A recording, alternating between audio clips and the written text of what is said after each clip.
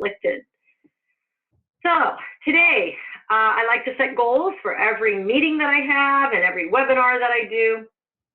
And so today, we're going to start off talking about culture, and very often I do that with many of the topics. In my book, Find the Lost Dollars, I talk about 10 different culture traps. There are a few of these culture traps that specifically lead to scope creep, and so we're going to talk about that for a minute. We are going to have you assess your own company scope creep management practices.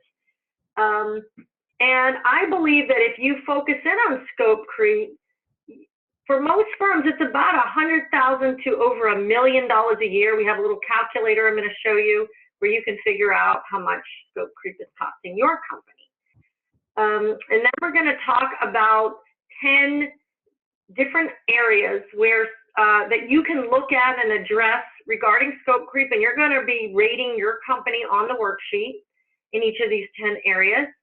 And then at the end, I want you to think about some next steps so that when you leave the webinar today, you actually have an action plan and know the next thing that you're going to do to try to reduce scope creep in your company. And my goal always is to help you find lost dollars, and that is what my intention is today, is to help you understand how you can leave this webinar and find some lost dollars in your projects that you're losing from scope creep. So just really quick about me, just so you know where my background is, and I think that might help you understand where I'm coming from. About 4 years ago, I wrote a book, Find the Lost Dollars.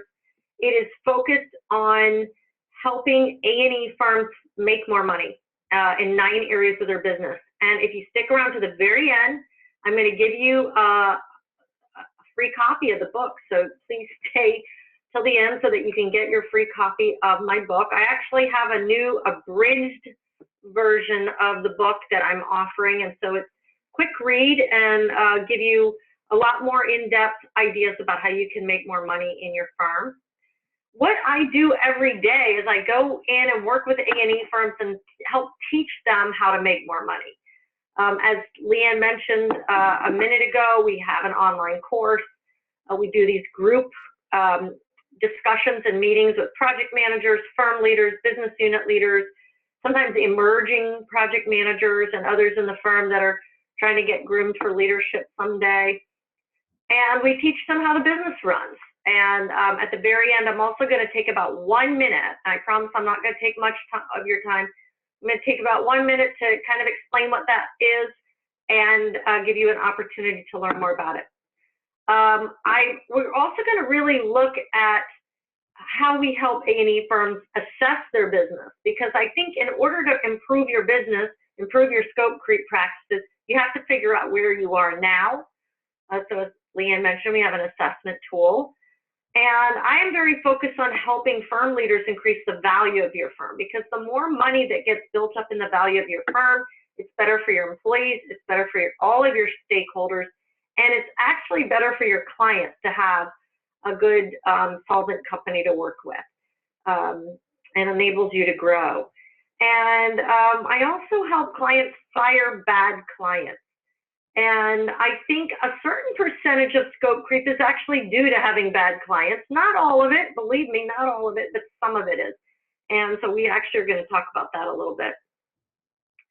So on your worksheet, there's a place for you to write down what would 1 to 5% more profit mean to you, to your firm, to your employees, to your clients.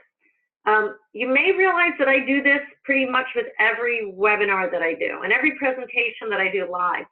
And the reason is, if you are going to leave this webinar today and want to take action, the more clarity you have around why your firm needs the money, why your firm needs more profit, and the more you are able to articulate that to other stakeholders in your firm, whether it's partners you may have, firm leaders, whoever you need to get on your side and get buy-in for change, the more that you can articulate why you need this extra profit, it really can make a big difference in how other people are willing to get involved and help to improve the business. So write that down. Maybe you want to grow the business. Maybe you want to hire more people, give out bigger bonuses at the end of the year. Maybe you need to make some pay raises. Maybe you want to offer more benefits to your employees. Maybe you want to acquire another firm, open a new office somewhere.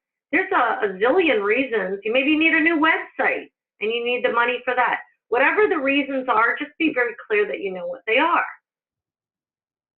So the first thing I want you to think about is, what is scope creep costing your firm each year?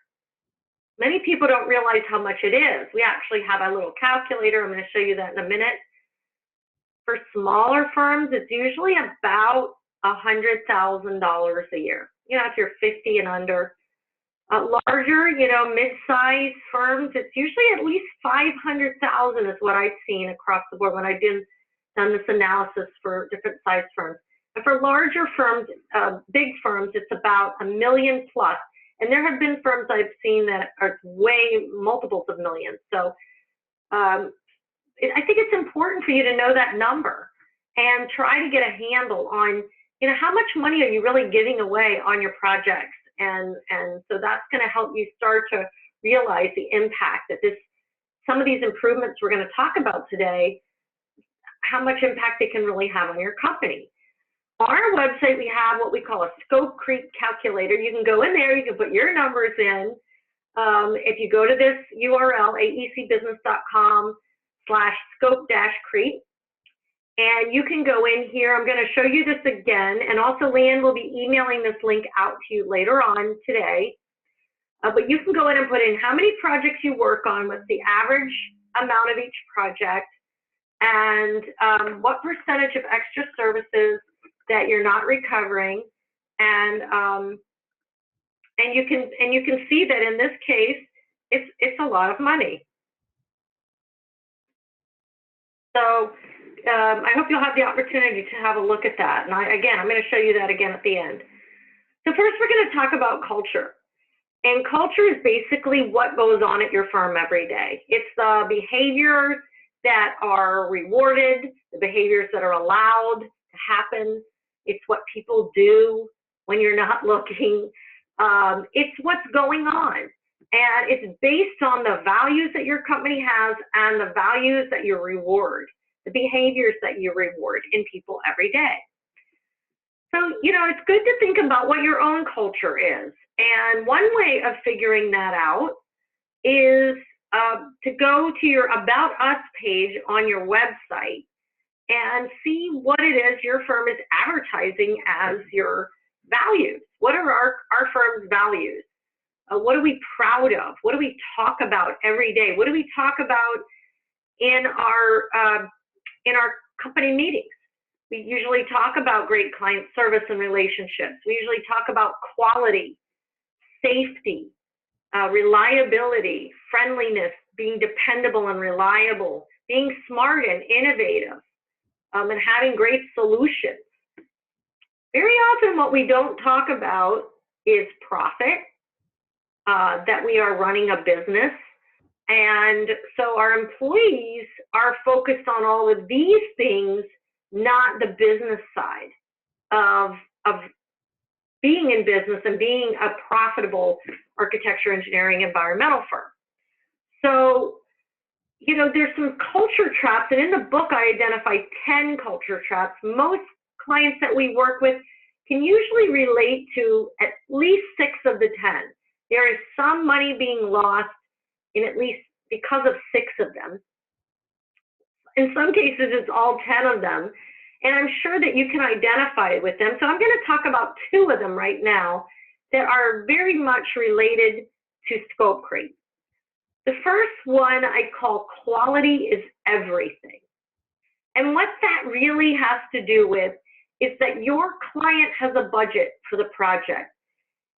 You have an expectation of the type of quality that your firm should always deliver on projects, and your client has an expectation of what quality they would like to see in the drawings, in the reports, in the design of the project. So you have your firm's level of quality, you have your client's level of quality, and then you have this budget. And the budget ends up dictating how much quality you're supposed to be providing, but that doesn't always happen.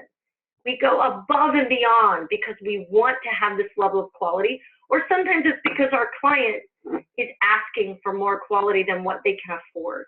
And so that it's very important to be aware of this, to be aware of this culture trap, because it can end up costing a lot of money, both from your side and your client side.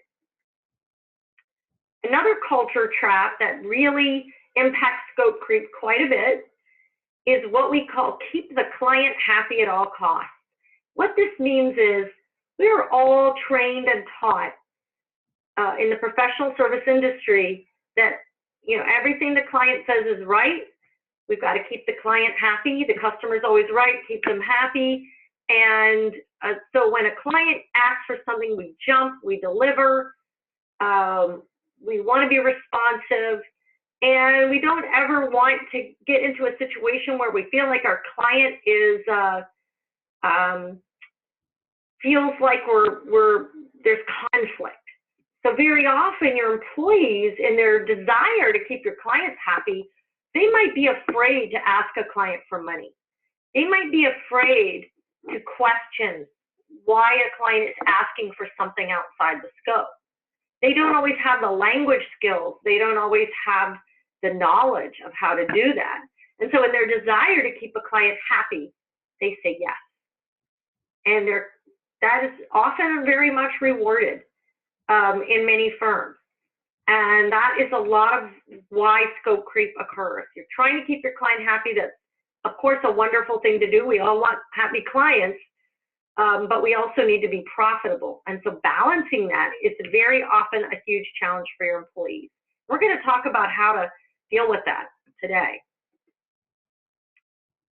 So when most people think about scope creep in an A&E project, they think about that situation where you're talking to your client.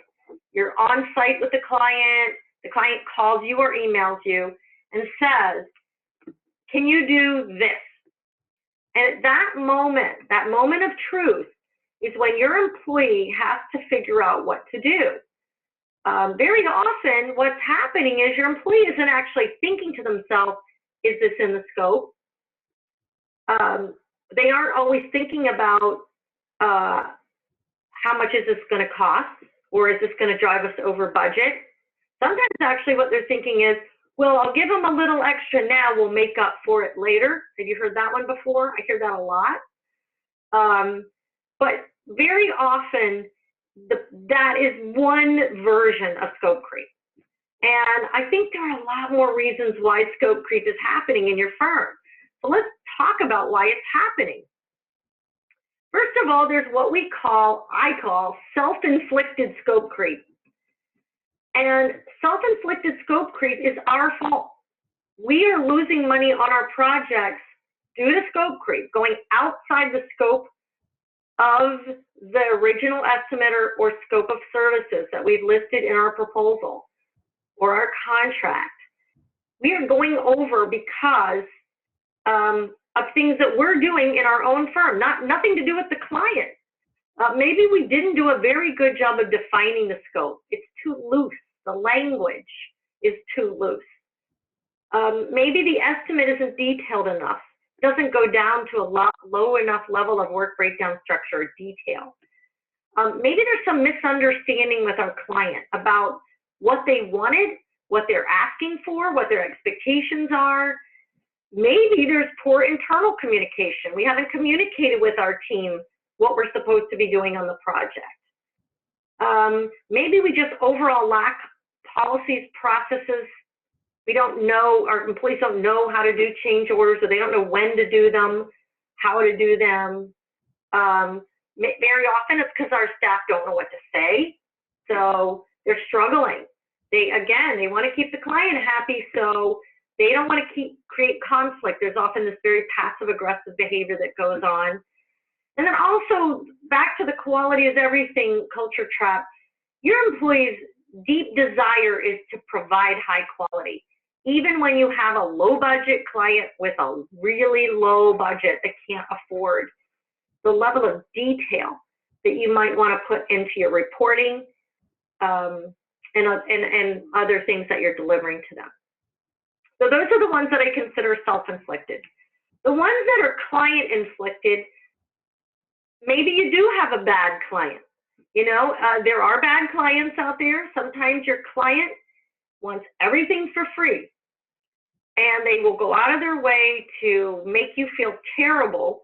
They'll ask you for something, and if you push back a little and say, well, that's going to cost money, sometimes your client doesn't say, oh, okay, how much will it be? They say, oh, well, maybe I can find another firm that would do this work and wouldn't charge me for that. Have you ever heard that before? There are bad clients out there. Some of them need to be fired. Some of these clients you really shouldn't be working for. And there needs to be some way of dealing with that. Sometimes your client just doesn't understand the project. And so there hasn't been this level of education that they need to really understand what your proposal says, what your scope includes. They're not experienced enough to understand what you're talking about. Maybe they don't understand mechanical, electrical, plumbing, engineering. Maybe they don't understand design processes. So, you know, that can be very difficult. Maybe they don't really have a budget. So maybe they're trying to do a project and they don't have enough money. And they know they're going to want extras down the road, but they're going to try to slide them by you because they just don't have the money. And a lot of government clients are like that. Maybe they really do want higher quality. So they have the same culture trap that you have. They want higher quality than what they can afford. And then also, maybe they expect you to just go overboard anyway. You know, if you want to keep working with us, we give you a lot of work. If you want to keep working with us, you need to be at every meeting. You can't nickel and dime us. You can't do too many change orders. I hear this a lot. That is on the borderline of being a bad client. Sometimes you have to separate the really bad ones from the minor bad ones. But when they expect you to go above and beyond and not charge them to attend meetings and do other things for them, then you've got an issue that you have to deal with. So hopefully you're starting to think about various projects you've worked on where all of these different situations have come into play, many times multiple situations all at once. So let's talk about, I'd like you to get your worksheet out, and you are going to be grading your company in 10 areas of your business as it relates to scope creep. So what I'm going to do, I'm going to share with you some best practices and some things that you can do to improve your scope creep situation. And what I'd like you to do is rate your company on a 1 to 10. If you don't have the worksheet printed out, just get a piece of paper out and number it 1 to 10. We're gonna have you assess your own company. Don't worry if you're not a 10, that's fine. I've never had a firm that was all 10s, at least in the beginning. And don't give yourself a score 1 to 10. 1 would be very poor, 10 would be fantastic. You're, you know, killing it. Don't give yourself a score till after we talk about the best practices, and we'll see how you do. So, first of all, let's talk about extra services process. An interesting story I have, I was working with one of our clients, about a 175-person firm, decent sized company. And I was talking to the CEO of the company, and he said to me, you know, June, the reason we have scope creep is because that guy over there, and he actually pointed at one of his project managers, that guy won't ask the client for more money. And I said, interesting. Let's talk about that. I said, what is your process for asking for more money? And he said, well, what do you mean? I said, what have you communicated to your staff? What have you given them in writing and training and documentation? How they're supposed to handle extra services requests? Are they supposed to have a conversation, do an estimate, you know, get approvals, etc.? He said, well, we don't have one. And I said, that's why he won't ask for more money. Once there's an extra service process established, your employees are going to be much more comfortable doing what our company does. So here's some suggested areas, and think about how your company does when you're getting yourself a score. Think how your company does in each of these. Number one, your process should include the language to use when a client request is made. What are you supposed to say to the client? How do you ask for more money? Is there a form that they need to fill out, or do they need to get a certain email request approved? So how are they supposed to get the client to approve that they're going to move forward with additional services and more money on the change order, et cetera?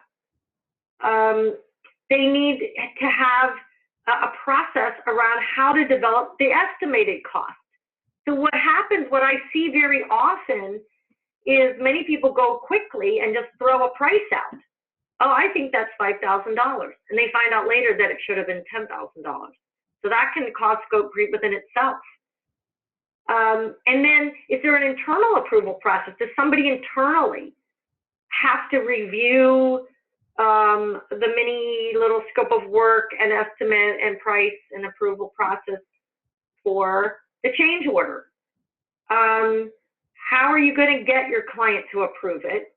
And how are you expecting your employees to track it? And we're going to talk about tracking a little bit later, but that needs to be included in your documentation, your internal documentation that you have around how your company handles extra services requests from clients. So give yourself a score, your company a score 1 to 10 on how well you do in all of these areas, in having a documented scope creep process, or sorry, I should say extra services request process that covers all of these areas. Give your firm a score 1 to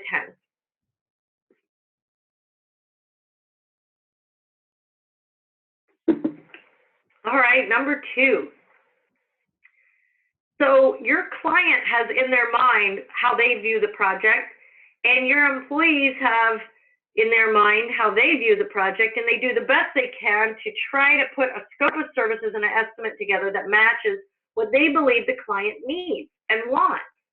But very often there are assumptions made, and some of those assumptions may be based on prior clients that you've worked with or norms that you've established for how you do business.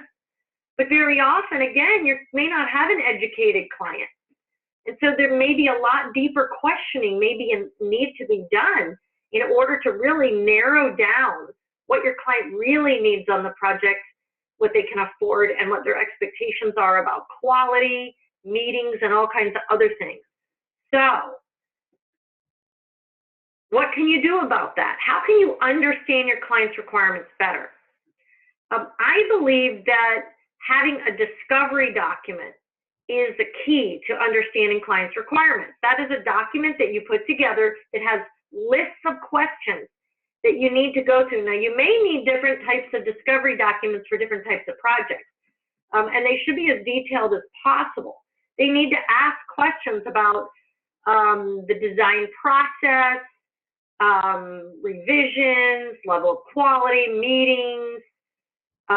Maybe you need to ask your client about how they want to handle change orders and things like that. Find out more about the client's team. What are their capabilities?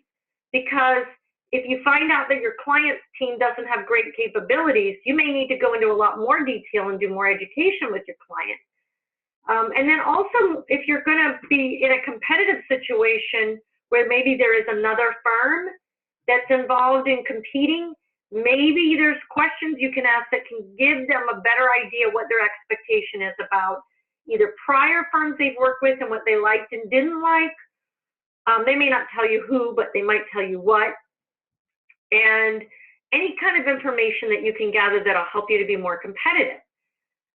So give your company a score of 1 to 10 on how well you understand and have proper discovery to understand clients' requirements. Or is this something you kind of rush through, make assumptions? will definitely lead to scope creep. So give your company a score of 1 to 10 on this one.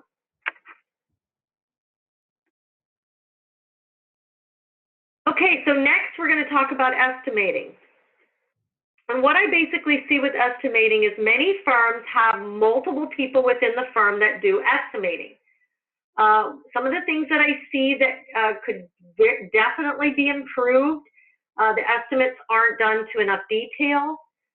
They might be a little vague as to what's included in each line item. There isn't enough thought process given into how many hours it should take. So many of these estimates that I see are done from the top down. What that means is you decide, well, I think the market will bear $50,000 for this project, so we're going to make this work for $50,000. And in order to really do a good estimate, you also need to do a bottom up. And so all good estimates should include, number one, a process. So if you have multiple people within your firm that are doing estimates, do they all follow the same process? Are they using the same templates? Do they know how to do estimates? Have they been trained to do estimates? Where are the templates? What templates should you be using? What rates should you be using on your templates? What kind of work breakdown structure should be included on every type of project? How do we calculate the estimated hours and rates to use? Labor categories, which type of people to use on various projects. All of that detail needs to be included in your estimate. I'm going to need these people at these labor categories, this many hours on every task, and have it broken down as much as possible. And then if you do that from the bottom up, then you can see whether the dollars add up to the $50,000 that you thought it was going to cost, and see if you're close or really far apart. Many firms really miss this step. Is your estimate automated? And there's a lot of advantages to having automation. It's faster. It'll do all the math for you. Sometimes you can have your rates pre-programmed in there so that you don't make mistakes. And also, if you have an estimating system that feeds into a project management software, you can have it become your budget for the project when you win it. So you don't have to reinvent the wheel again. And then also, all estimates should include some kind of contingencies. 10 to 15% is normal in the industry. And many firms leave that out because they're trying to slice and slice and slice and get the fees down. That's another culture trap that we talk about in the book, trying to bid too low. And so what ends up happening is you're doing a bare bones project, and we all know that that's not going to make money. But all of these things are going to contribute to scope creep. So give your firm a score, 1 to 10, on your estimating practices, how well they're documented, your templates, your work breakdown structure, how detailed they are, whether you're doing bottom-up budgeting, and if it's automated and includes contingencies. So give yourself a score, 1 to 10. So next, we have proposal review. And many times you have multiple people working on your proposals, and they go out the door and there's things missing, or there's either not enough level of detail in the descriptions of the scope. People haven't reviewed the proposal and estimate to make sure it makes sense, and I think that's a mistake. I think it's very important to get multiple people to look at it. Very often there's not appropriate language in there to address how you handle extra services, what you're going to do if they ask for something that's not included, etc. So all good proposals should include language about how your firm handles extra services. What are the assumptions about meetings and drawing reviews? How are project delays handled? How are extra services approvals handled? What is not included in the scope? Or maybe you want to reword that to be, here's some optional services we can offer you. All of your proposals should be reviewed before going out the door. And if possible, and this is actually, I think, a very strategic recommendation that I have, that I found personally improved sales win rate dramatically is if you have the opportunity to sit down in person with your client and go over the proposal.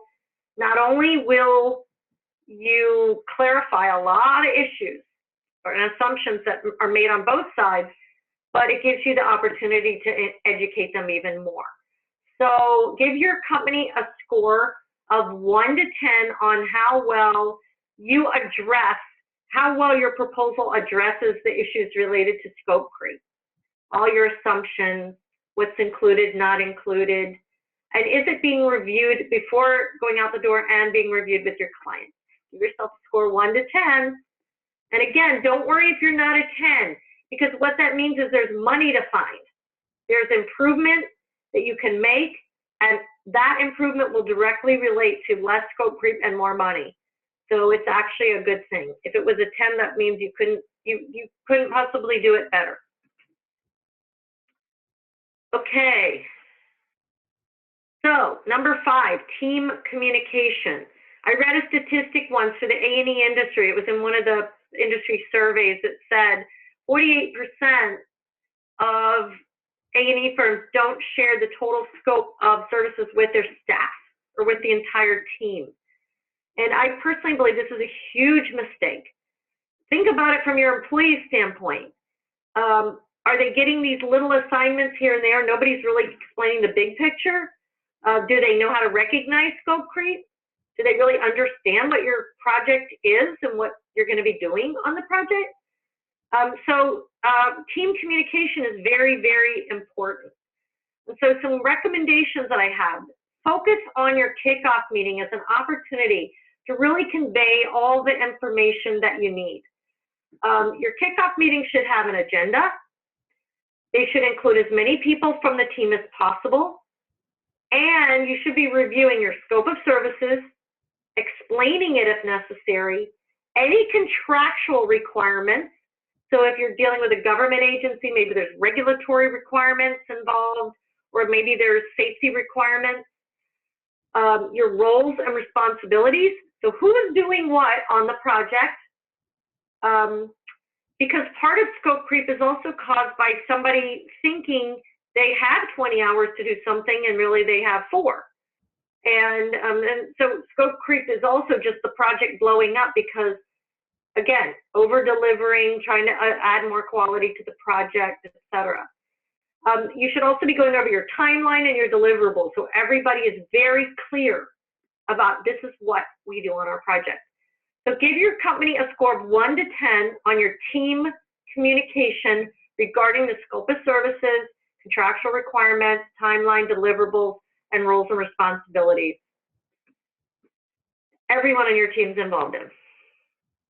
Give your firm a score of 1 to 10.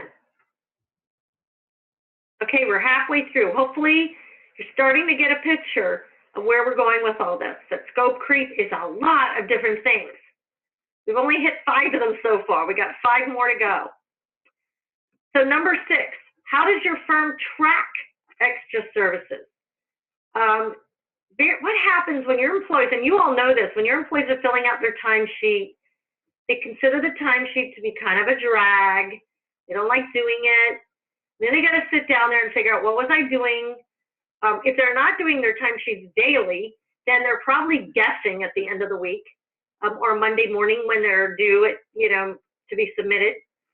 And so very often they just pick the project and throw it on any phase or task or whatever that they kind of think it is involved in. They may even forget about extra services that they had worked on. And so my recommendations for tracking extras, number 1, set up a separate phase and task for extras on every project. Just automatically, when you set up a new project, set up an extras phase. Make sure your employees are very clear that they're given very good direction where to charge their time. So, and this actually goes, this can actually help you in a lot of areas of your business, reducing, increasing timesheet accuracy, billing problems, etc. Make sure your employees know whenever they're given a work assignment what phase and task to charge to. Don't start any work without a change order, and make sure that change order is set up in the system and that they can charge to it and make sure that you bill all of your extras on a separate invoice. That way, if your client has an issue or problem with it, they don't hold up the rest of your project billing because of that. And I see that happen all the time. So give your company a score of 1 to 10 at how well you track extra services, that your employees know what to do with them and where to charge them, that you don't start work without change order, and that you bill them separately. So give your company a score of 1 to 10.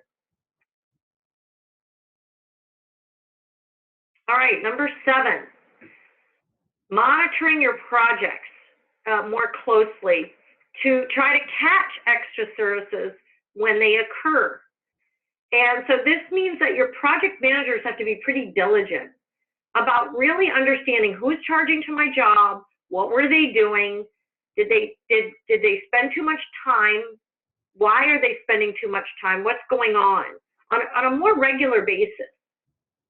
So project managers should be reviewing time charges weekly at a minimum. And it depends on how fast your projects are, how big they are, how small they are. Some firms need to do it more often. Some need to set up alerts. Some need to do it less often if it's not a very active project. But review time charges weekly. Review your costs against your budget, because that's going to start showing you where there's problems. Oh, somebody's charging all this time and money to this one phase. We only had this much budgeted. That's a red flag that maybe they were doing something extra that they weren't supposed to be doing. Make sure that your extras are being charged to your extra phases. And also make sure that every time there is an extra services being done, that your project gets annotated within your system, your budget gets increased, and you add those line items within there inside your actual timesheet system and your project management system. So give your company a score of 1 to 10. How well your project managers review their projects on a weekly basis, are monitoring against their budgets, they're making sure that extra services are being charged separately, and they are really focused on maintaining those project limits within your project management or project accounting software. So give your company a score of 1 to 10. Okay, number 8, review unbilled time. So what I find often happens with scope creep is your project managers get their billing reports and they look at them and they see there's all this time.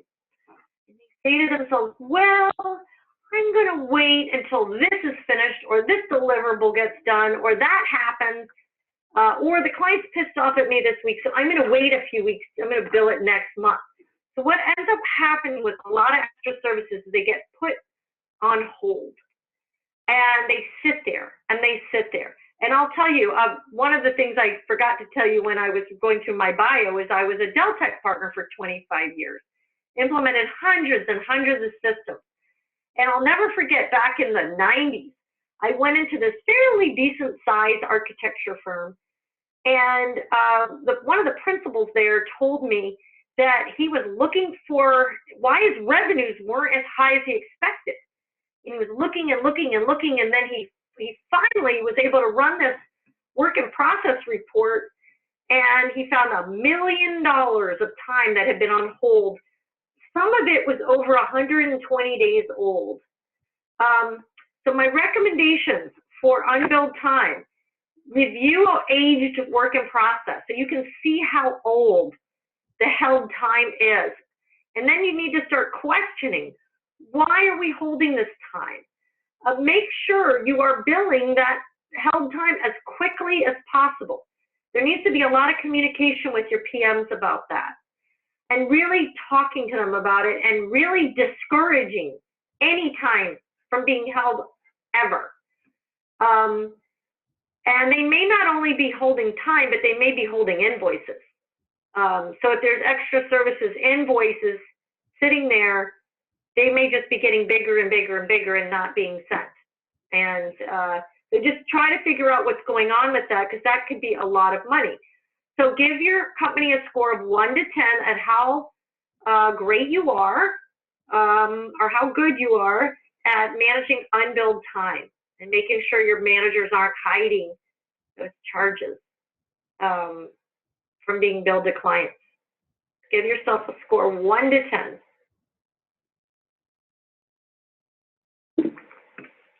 All right, number 9, approve all write-offs. Very often, in addition to putting time on hold, what will happen is your PM will get their billing reports and they'll be like, oh crap, I forgot to ask the client for money on this extra, so I'm just gonna write it off because we can't bill it anyway. And they do a write-off and it disappears. And unless your company is doing a really great job of monitoring write-offs, basically that is just disappearing and no one's ever looking at it. Very often it isn't really being captured. Unless you're comparing projected revenue to actual revenue each month, it's going to be very hard to figure out what's happening there. And some systems don't do a good job of tracking write-offs. So what I recommend that you do is, number 1, require approval for all write-offs. And some of this your accounting department can help monitor for you. Review write-off reports every month, just if you have them. Some systems have them, some don't. If you have them, that should be something that part of your monthly process is to review write-offs. Disincentivize your managers from writing off time. Make it a bad thing. Make it a no, no, no, we never do that type thing, and really make that something that's really frowned upon within your firm. And number 4, ensure employees are charging all their time. The reason I put that there is your employees may be self-writing off. And what I mean by this is, instead of putting their time down, they think that the client shouldn't have to pay for it. Instead of putting their time on the timesheet and letting the PM decide whether to bill it or not, very often what they do is they decide, I'm just not going to charge this on my timesheet because I don't think we can bill it. And so that needs to be discouraged too. And that to me is a type of a write-off. It's your employees are deciding for themselves whether you should bill something or not. And that is not a good situation. Number 1, you're not going to have a good understanding of what it really costs to do your projects. And there may be some of that time your PM could go back and get paid for. So make sure that your employees are charging all their time. So give your company a score, 1 to 10, of how well you control write-offs, both through your PMs or your billers, I should say, because sometimes PMs don't do billing, whoever it is in charge of billing in your company, and that your employees aren't deciding themselves what to write off. Give your company a score 1 to 10. All right, and number 10, train staff. This is something that I do every day, that I'm heavily involved in. This is actually a picture on the screen of our online training program. And what I find is the reason that many people my companies suffer from scope creep is their employees don't know what to do. Either they don't recognize scope creep. When it happens, they're afraid to ask the client for money. They don't know how to manage that process, get approvals, do all those, follow the processes and procedures. Maybe they don't even understand why those processes and procedures are in place. And teaching your employees why things are there is just as important as training them on how to do it. And so my recommendations are that you should train your PMs and other professional staff on a number of things. Number 1, how to really understand the balance between quality, client satisfaction, and profitability. And that's what our training program does.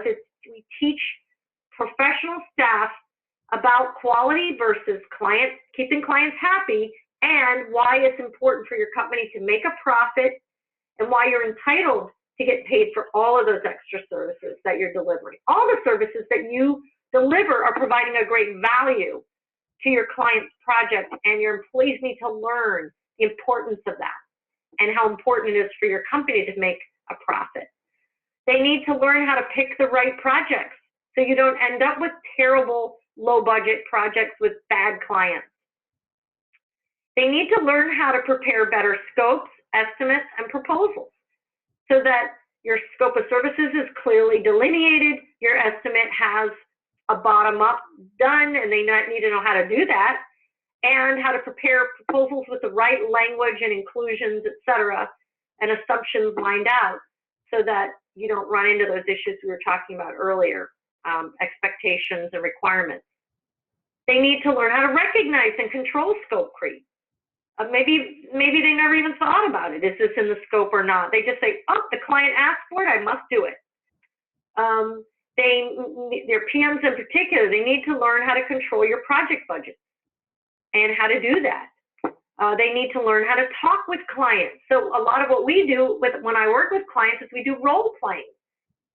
For example, one person is the client and the other person is the architect or engineer, and the client asks for something and the architect or engineer has to know how to respond. And I find that the more you do role playing and you give them those tools and those language to use, the more comfortable they are with saying the right thing. And that it doesn't have to sound like a conflict. It doesn't have to feel bad. It doesn't have to feel uncomfortable. It can feel very normal asking for the money. Of course you expect to get paid for your extra services, and this is how much it's going to be. And there's definitely language that we use in our training program in particular that teach people how to do that. And role-playing is a great way to do that. Tracking and billing extra services, they need to learn how to track them and how to build them. And then I find ultimately one thing that you can train your staff on that makes a big difference is how to sell, how to communicate with clients on the idea of value rather than price or fees. And that takes a lot of the discomfort away from the conversations about money, because it isn't always about money. Client will pay as much as they have to get the value that they want, especially if there's a return on investment for them. So for example, if doing that extra service of $10,000 will save them $100,000 in the construction phase, that's a no-brainer for them. So being able to talk about that. Oh yes, that's a great idea to add to the project, and if we do, it's going to save you $100,000 later. Should I go ahead and write up a change order? So selling on value is all about what the client is getting. What are they getting for their money? Based on your understanding of their values, their expectations, their needs, their desires. Being able to sell on value is a really key quality that you can train your staff to do. So give your company a score 1 to 10 on how well trained and how much training you have provided to your employees on all these business-related topics. This is somewhat Project Management 101, but in many other aspects, it's Business Management 101. So give your company a score of 1 to 10 on how much training in all of these areas, especially related to managing and controlling scope creep, you've given to your PMs and other professional staff who are working on projects. So give your company a score of 1 to 10. So the next thing I want you to do is to add up your score and calculate your score. And so add it up, and we're going to talk about what these scores mean for you. So if you got a 10 to 25, I can promise you there's a lot of work to do, but there's also a lot of money to find. If you're 26 to 50, there's still lots of money to find. If you're 51 to 75, there's still good money to find. 76 to 90, you're doing pretty well, but there's still areas you could improve. You've probably identified them on your worksheet. Now you know what to do next, and there's still some money to find. There's some scope creep we can get rid of. And you know, if you noticed in our scope creep calculator, just a 1% increase, improvement, I should say, in scope creep was $200,000 for that particular example. And again, I urge you to go calculate your own 1% improvement so that you know how much money you can find. And then if you're 91 to 100, you are what I call a gold star company. And you should be making a lot of profit. You should be probably in the top 20% even 10% of profit margins within your business, within the industry or the industry you're in. So, and I have a little funny thing to tell you. I've done this webinar, not this webinar, but this presentation in person multiple times at events, at conferences, and I haven't once had a gold star company. I haven't once had a company that ranked themselves 91 to 100. And I think that's really interesting, because what that means is most firms want to be a gold star company. If I ask you, raise your hand, do you want to be a gold star company? I'm pretty sure you'd say yes. So, I'm hoping that I've given you a lot of great ideas today on how to do that. And so I have a few more things that I want to kind of guide you towards taking your next steps and ensuring that you can continue to explore each of these areas that you've just ranked and how to get better and better at controlling scope creep. So again, on your worksheet, to make sure that the momentum continues, that hopefully I've got you a little motivated and excited and you have some ideas about what you can do next, write down 3 things that you learned today that would help you control scope creep. And I want you to write down at least one thing you're committed to do after you are off this webinar. That might be sit down with your team or your principals of your company and go over this worksheet together. Maybe after Leanne sends you the recorded version of the webinar, you might want to watch it again with more of your team members in your office. Put it up in the conference room and discuss it and talk about each of the areas where you can do a better job of controlling scope creep. But do at least one thing after this webinar, and that will get you started towards ensuring that you can implement some new improvements that will help you reduce scope creep. Oh, I hit the wrong button. Okay, and I also want you to remember the definition of insanity. So hopefully, if you look at where you'd like to be in 12 months from now, and you're going to have all that, you wrote down what you're going to do with more profit, that if you keep doing the same thing you guys are doing now, you're going to have the same score. If you did this webinar again in a year, you're going to end up having the same score. We want you to get a much, much better score than what you had. So I have a few things to offer you to continue your education process. Number 1, go to aecbusiness.com/scope-creep and do the calculator. And we also have a demonstration there. It's free, of our scope creep. On that page, if you scroll down, you'll see that you can preview a 15-minute example of our scope creep course. We offer a 10-week, 1-hour-a-week online course. And we actually have a very unique methodology. I'm going to explain that in just a second. It's outcome-based. So in other words, if you can improve scope creep by $200,000 a year, we don't want you to just take the training. We want you to take the training and figure out how to get that $200,000. So our program that we run is focused on measurable results and measurable outcomes. And so go figure out what your 1% or 2% is. Go look at the scope creep demo to see if it looks interesting to you.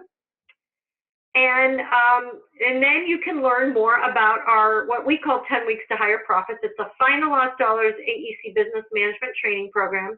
Take 1 minute to tell you about it.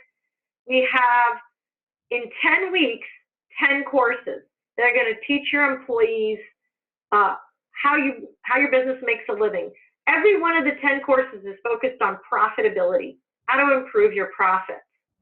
And we combine a 1 hour online with 1 hour of group meetings.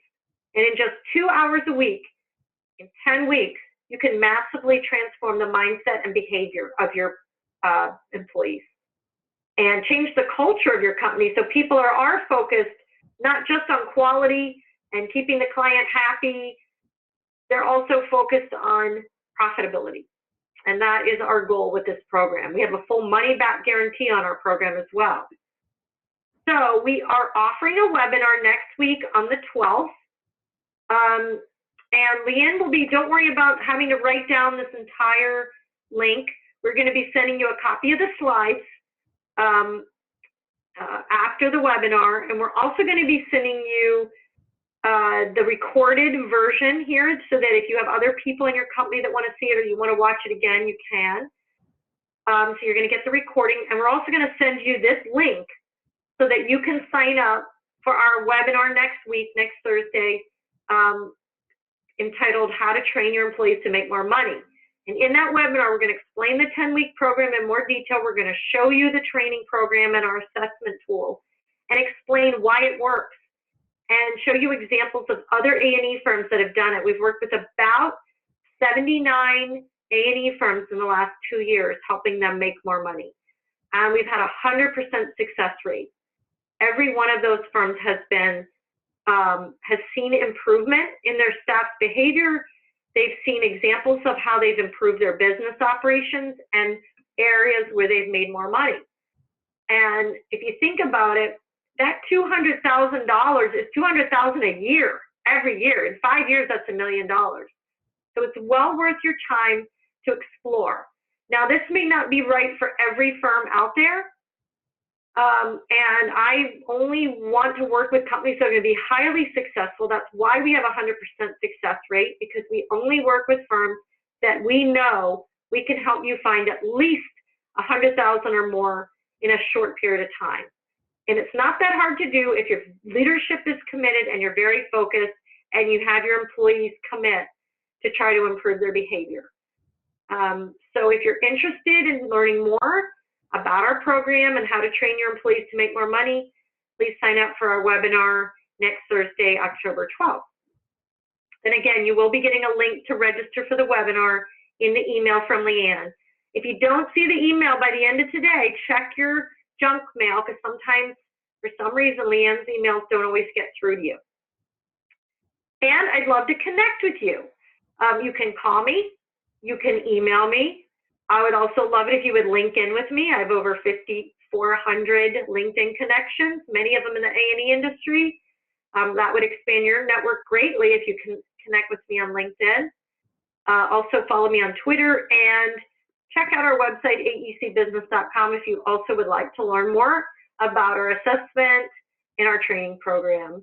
And we also have a blog on there with probably 100 articles that you can learn more about client relationships and improving utilization, your win rate, your project profit. We cover a large number of topics. We have guest writers as well. So thank you for your time today. We're right at 2:30 Eastern time. And if you have any questions, I'd be happy to stick around. Put it up in the Q&A.